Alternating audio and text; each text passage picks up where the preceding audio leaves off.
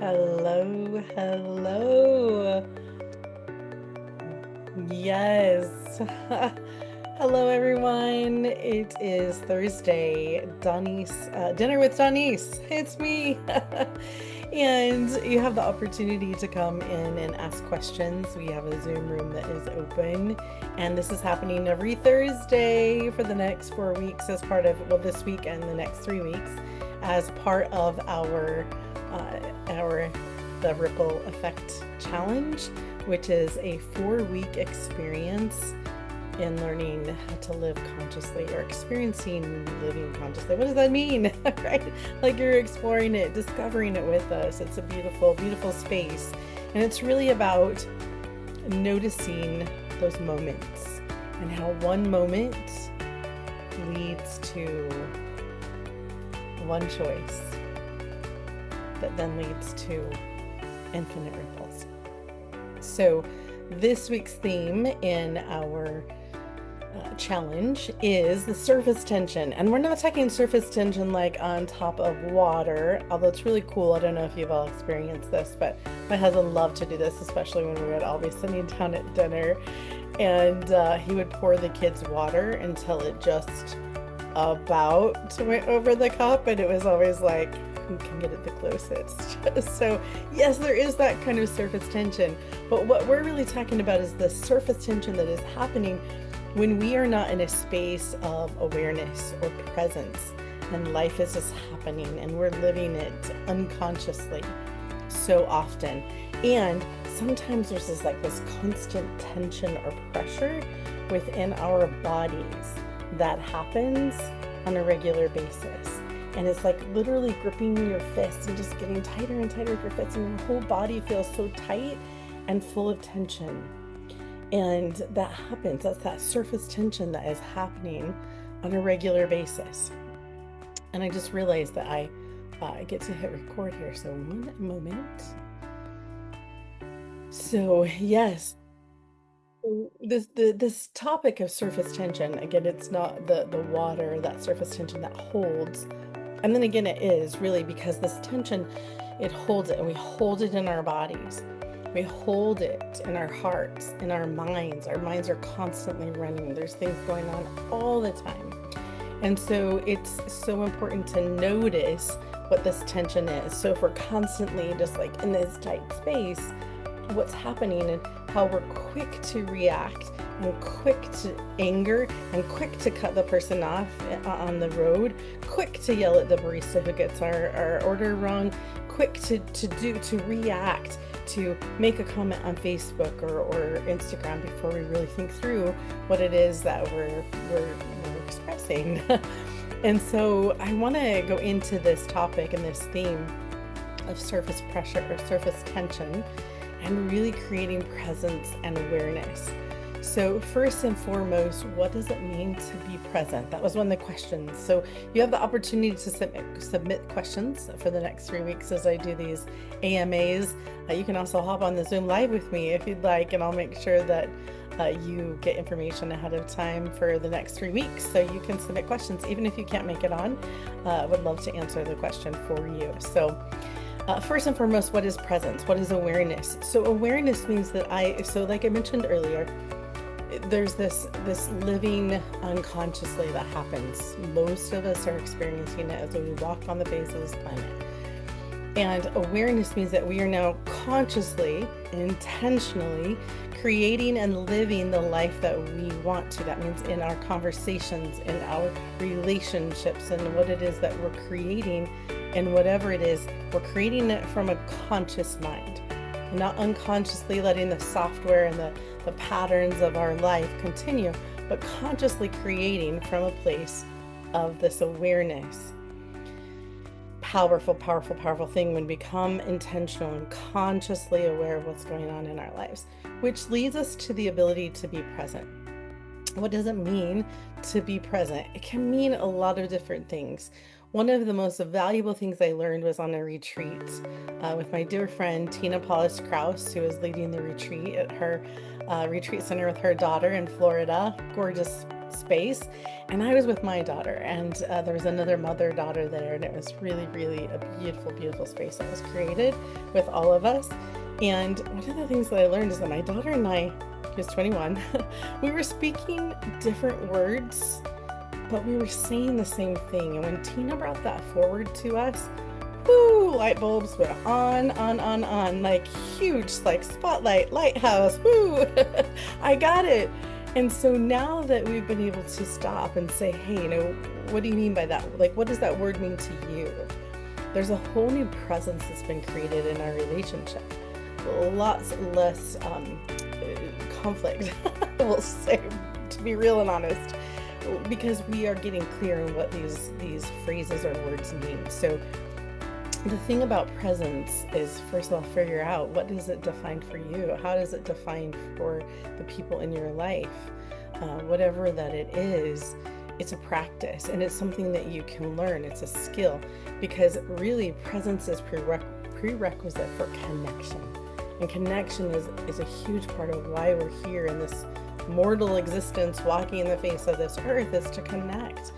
We're never meant to be alone. That's why we started in families, whether we love our family of origin or not. It's a challenging family, it might be, but this really is, we get to be present, consciously aware, consciously choosing to be present. And presence creates the possibility for connection. Without it, it's really challenging to be connected. You can be present in body and be somewhere totally else in your mind or your heart. But you cannot be connected without first being present. I want you to think about that.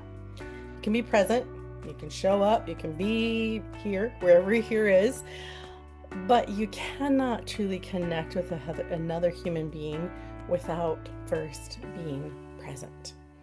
Showing up is physical. I'm here, right? Like first, that's the first ripple in our ripple effect. I showed up, woo, I'm here. But your mind might be somewhere totally else. Your heart might be somewhere else. So the second ripple in this powerful, looking at this in relationships, especially, being present is that second ripple. So I'm here in body, physically, being present, I'm fully here. And the third ripple is being connected. And we could even go opposite ripples because it's coming closer to the heart.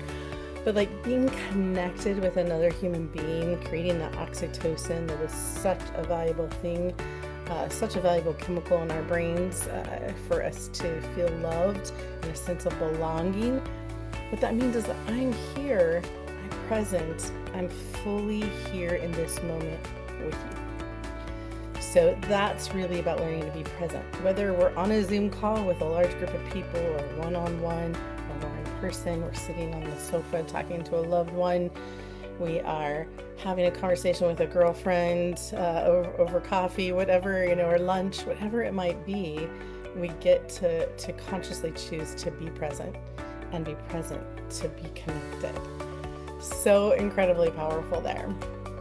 So that's the first thing, is really understanding what presence is. And I want to go into a few of the questions that we had that came in. Some of them very similar, but it's like, okay, so why is being present so hard when I generally want to be present with the people I care about?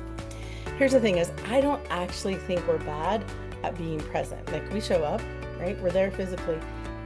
What I've mentioned before, and I'll reiterate, is I think that we have become incredibly practiced at being somewhere else in our minds, maybe even on our phones. Many of us have spent years replaying history, yesterday, preparing for tomorrow, solving problems, checking notifications, checking things off the box, checking the boxes, making lists. Our minds have literally learned to stay busy so that we can stay safe. That tension I referred to earlier, right? That's like our bodies, it's survival. It's literally survival. And so that's what's happening. And then we get to ground in our nervous systems and begin to feel safe in other situations so that we can open up and we can breathe and we can be present and connected. So instead of replaying all the past or thinking about the future, we're right here in this moment. The power of now. Eckhart Tolle is one of the most beautiful speakers, authors about this moment right here, right now. Presence isn't anything to achieve. It literally is something we're returning to again and again. And every time you make a choice to be present, you are creating a ripple in whatever relationship you're in and time you're in that moment. So anytime you notice your mind wandering from being present to what's going on right here, bring it back lovingly, gently, no judgment, no self-beat up, but just bring it back in the moment. It's kind of like meditation. I'm not so good at meditating because my mind tends to wander and I just come back. I prefer guided meditation. That works for me. But it's just noticing and being consciously aware of what's happening in that moment. Earlier today, I was talking with my husband on the phone, and he's like, I just lost you, didn't I? And I was like, yep, you did. So will you please repeat what it was that you just said? So we can feel it. We can feel when someone starts to distance, that emotional and energetic distance, when we do become more aware of what it feels like to be connected. So this is another great question. What does it really mean to arrive instead of simply showing up? So I think the difference is when you walk into a room, like you walk into a room, and there's a difference between walking in the room, as I've mentioned, being physically present, and really being in the room, in the conversation.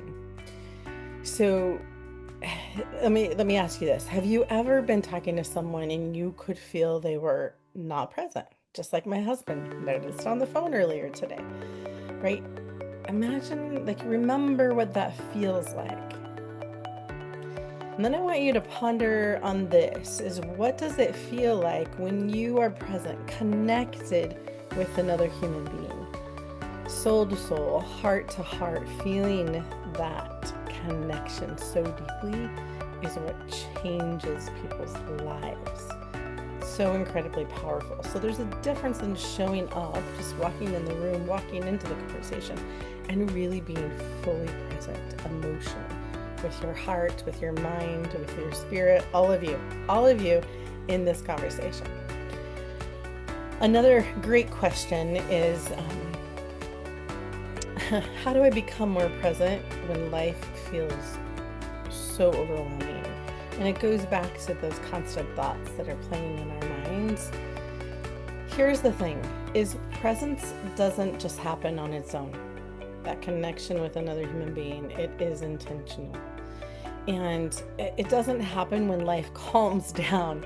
I think presence is one of the ways that we actually allow for our life to calm down, to get out of that overwhelm, to choose to be in a different space, a different energy. Presence invites us to slow down when life seems so fast. And I'm a generator by human design, and I'm like, woo, woo, woo, woo, let's go. And my energy can often be overwhelming for people. And so when I'm present to where that person is at and I meet them where they're at, that allows for a deeper connection and allows for me to slow down. It's not necessarily our schedule that overwhelms us, and maybe lack of planning, but as we become aware, we take a breath and we allow ourselves to pause and just notice what is happening and lead ourselves with curiosity, we can uncover so many things. So bringing you back to the present when life feels overwhelming. Great question that I learned one time, many years ago, from Christine Snelden, who is an energetic coach. And she said, when you start feeling that overwhelm coming, ask yourself this one question: what is most important that I do right now? That question has absolutely transformed so many moments for me. What is the most important thing I do right now? Well, right now in this conversation with my husband, with my daughter, with my colleague, whoever it is that I'm here and I'm fully present. And then I can ask myself the question again. Okay, so what is the most important thing I do right now? Do that thing and then come back and ask that question. take a breath. You see me on here a lot practicing breathing. I was doing it right before I got on here. Zoom was not working, and then I reset my computer, and then my screens weren't working. I was like, it is such a blessing that I get to practice in this very moment, practicing what I preach, right? Like, I have so many beautiful opportunities in my life for that. So fun. But like, it's that breath. It's taking a sip of water and being present to how the water feels on your tongue and how the water feels as it goes down your throat. When's the last time that you drank something and really were aware about how that felt? It's feeling your feet on the floor, feeling grounded. It's looking someone in the eyes, being fully present and connected with them. It's all of these tiny little moments, movements. If you think about it, it's one of my favorite analogies. When you look at a barn gate, and you can look at a gate on a little fence in front of the house, it has these little hinges. You look at a barn gate, it still has those same hinges. And that gate is far more significant in size than the little gate in the front of the yard. But it still does the same job. It opens, that little hinge opens that gate wide and broad. And it's those little things, it's those little hinges. What are those pivotal moments that we find to create something different, to pause, to notice, and then to make a choice from there? So another really great question that came in is, can my being present really change the relationship I'm in if the other person is not present or the other person doesn't change? The actual question is, can presence, my being present, really change the relationship if the other person doesn't change? Oh, this is like $1 million question. I get asked this a lot. Is like, if my partner or my spouse is not willing to do the work, so to speak, how do I stay in relationship with them and build a relationship? And the first and foremost thing is knowing your commitment and what it is that you're willing to shift to be in relationship with that person. So, because I think we spend so much energy waiting for someone else to change before we can experience peace, this is the most powerful thing, is presence changes you. It changes you. My being present changes me. You choosing to be present at any given moment changes you. It changes the relationship. So when you change, the relationship changes. When you become more present, over time, things will shift. It may not happen overnight for most of us, probably very few of us, but it's worth it. It's worth figuring that out and allowing yourself to shift and come home to you and be present with yourself so you can be present with others and really create the powerful relationship that you're looking for. So, we wait for people to change. My husband shared with me, Scott is his name, for those who know Scott, he shared with me this beautiful diagram yesterday of a change curve. I talk about change curves in relation to the change curve of the world. He was talking about change curve like when something new happens, because we're experiencing a lot of new things with our move across country and our daughter moving back home and all the things. And it really is this ebb and flow thing that happens. And I'll pop the image into our comments too, because it is really pretty cool. And we're all about leading the change. So I just really want you to think about how you're shifting, and your choice to be present in any given moment and any given relationship can absolutely shift and create ripples in that relationship. So maybe not because the other person is going to become different. We can't control that. We can just keep showing up, being present, being aware, inviting. But because you're bringing something different into the interaction, you're listening instead of defending. You're becoming curious and leading with curiosity instead of making assumptions. You're making requests instead of demands. Key thing about requests and demands. And you're responding instead of reacting. And that is all so incredibly powerful. So when I choose to be present, to be connected, for me to shift, I then create the ripple for the others around me to make those shifts too. And get to be patient. Sometimes it takes longer and it's all perfect. So this is another really great question is how do I know if I'm truly present? And I mentioned this earlier, but like it's that connection. It's that heart to heart, soul to soul, and you know it because you feel it. You are experiencing something with another human being that when you are present, time often slows down. You're listening more than you're thinking about your response or preparing what it is you're going to say. You're noticing details in the conversation and what the person's saying and maybe their body language, the tone of their voice. You're noticing all the details. You're connected to your body and how you're responding in the conversation. You're breathing. Such a powerful thing. We all do it. So we all breathe. It's so awesome. And the fastest way to get our nervous system back on track is to take a nice deep breath. A few if you can. Wherever you are, calm your nervous system by simply breathing. Some of us who have experienced trauma, like myself, I tend to find that I am breathing really shallowly, sometimes even holding my breath. And so it's become a really conscious practice for me to breathe and also to really literally breathe and also to ground my nervous system. So it's a great practice to be fully present.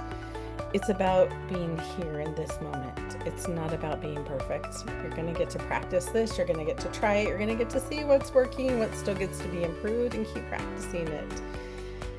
Nobody's perfect. So right here in this moment is what matters the most. And then one really great thing to take from this, okay? So great questions. Thank you for the questions.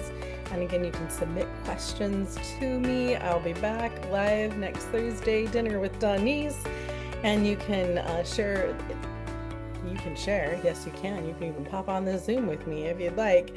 But you can share your questions in an email. So I'll put the link below where you can submit those questions or where you can sign up for the challenge. So you can submit those questions ahead of time or pop on Zoom with me. You'll get an email that will have all that information. So this is the thing I want to leave you with is what is one simple practice that I can begin today to be aware and present. I invite you to choose one ordinary moment tomorrow. Okay, so think about a moment when you're in the day tomorrow. You have a plan, most likely. It is going to be Friday, so some of you may have the day off. You might be on vacation. It's awesome. Just one ordinary moment in your day. So maybe it's eating breakfast, drinking your morning coffee, walking to your car, walking the dog, giving your child a hug, starting a meeting at work, whatever it is, for just 60 seconds, be right there in that moment, literally 60 seconds, 1 minute, one moment. Be fully present. Practice this. For 60 seconds, be nowhere else but that moment. No fixing, no thinking ahead, no worried about something that happened in the past, no rushing. Just arrive right there in that moment, taking it all in. Being aware of the details, taking a breath, smelling whatever smells you get to smell, hearing what you get to hear, feeling what you get to feel, whatever it is, just arrive in that moment. Because that is where the connection happens. Awareness, presence, connection, and that connection creates ripples. So incredibly powerful. It's not about all the extraordinary moments that we long for, that we hope for in our lives. It's about the simple moments that we choose to make extraordinary. It's all of those moments. And it really is just this space at this time in your life. So whatever, actually one more challenge before we close. so that you can be thinking about this, is I want you to think about one word that describes how you want to show up this week. So, first challenge is being aware for 60 seconds tomorrow in some ordinary moment that you have, 60 seconds, fully present, allowing yourself to feel what that feels like, experience it fully. And then I also want you to think of one word that describes how you want to show up this week. Therein lies the second challenge, okay? First challenge, one ordinary moment, being fully present. Second challenge is just thinking about one word, one way of being of how you want to show up this week. Present, curious, peaceful, patient, brave, courageous, connected, intentional, calm, whatever it might be. Whatever it is that you choose, don't try to become it all week. Simply, again, taking those moments. How can I be patient in this moment? How can I be courageous in this moment? Throughout the day, reminding yourself, asking yourself that question, how can I be this in this moment? What's one choice that I can make right now that reflects that way of being? Because that's the ripple effect. And that's where we're at this week, creating awareness and presence, which is the powerful first step in creating the ripples. So one moment being fully present. Various moments through your day asking, what can I do right now to be brave, to be courageous, whatever word or way of being that you choose. One moment, one conscious choice that you make in that moment that creates infinite ripples. So I am so glad that you joined in today. If you have any additional questions, insights, anything that came up as you listened to this, please share. I would love to hear those or read them. And I hope that you'll join us so that you can be on live with me, or at least submit your question ahead so that I can answer your question for our theme next week. So get signed up for the challenge so that you can receive those emails, and I will see you in Facebook.